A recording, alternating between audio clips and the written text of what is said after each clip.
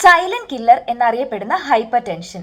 ആ പേര് സൂചിപ്പിക്കുന്നത് പോലെ തന്നെ എല്ലാ വ്യക്തികളിലും ഇത് ലക്ഷണങ്ങൾ കാണിച്ചു കൊള്ളണമെന്നില്ല. അതുകൊണ്ട് തന്നെ റെഗുലറായി BP ചെക്ക് ചെയ്യുന്നത് ഇതിൽ വളരെ ഇമ്പോർട്ടൻ്റ് ആണ്. ഇനി ലക്ഷണങ്ങൾ കാണിച്ചാൽ ഏറ്റവും പ്രധാനമായി കാണിച്ചു വരുന്ന ലക്ഷണങ്ങൾ എന്തൊക്കെയാണെന്ന് നമുക്ക് നോക്കാം. തലവേദന, തുടിക്കുന്ന പോലത്തെ തലവേദന ആയിരിക്കും ചിലർക്ക് രാവിലെ എഴുന്നേൽക്കുമ്പോഴുള്ള തലവേദന, മറ്റു ചിലർക്ക് തലയുടെ പുറകുവശമുള്ള വേദനയോ അല്ലെങ്കിൽ ഭാരം പോലെയോ തോന്നുന്നത്.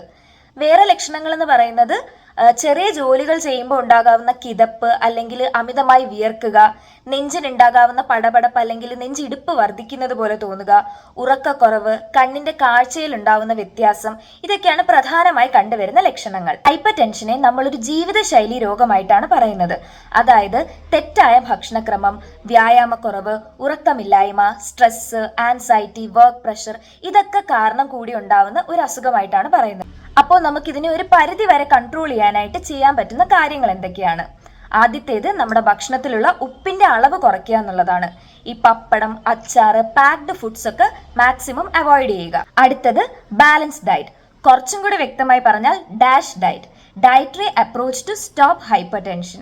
അതായത് ഈ ചാർട്ടിൽ കാണിച്ചിരിക്കുന്നത് പോലെ ഫ്രൂട്ട്സും വെജിറ്റബിൾസും ഹോൾ ഗ്രെയിൻസും നട്ട്സും ഒക്കെ നമ്മുടെ ഡയറ്റിൽ ഇൻക്ലൂഡ് ചെയ്യുക. അതുപോലെ തന്നെ BP കുറയ്ക്കാൻ സഹായിക്കുന്ന ഭക്ഷണങ്ങളായിട്ടുള്ള പഴം, ബീട്രൂട്ട്, വെളുത്തുള്ളി പോലുള്ളവ നമ്മുടെ ഡയറ്റിൽ ഇൻക്ലൂഡ് ചെയ്യുക. അടുത്തത് റെഗുലറായിട്ട് എക്സസൈസ് ചെയ്യുക.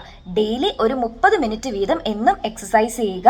അങ്ങനെ ഒരു ഹെൽത്തി ബോഡി വെയ്റ്റ് മെയിൻറ്റെയിൻ ചെയ്യുക. അടുത്തത് നന്നായി ഉറങ്ങുക, നമ്മുടെ സ്ട്രെസ് മാനേജ് ചെയ്യുക. പിന്നെ ഏറ്റവും ഇമ്പോർട്ടൻ്റ് ആയിട്ട് പുകവലിയും മദ്യപാനവും അവോയ്ഡ് ചെയ്യുക.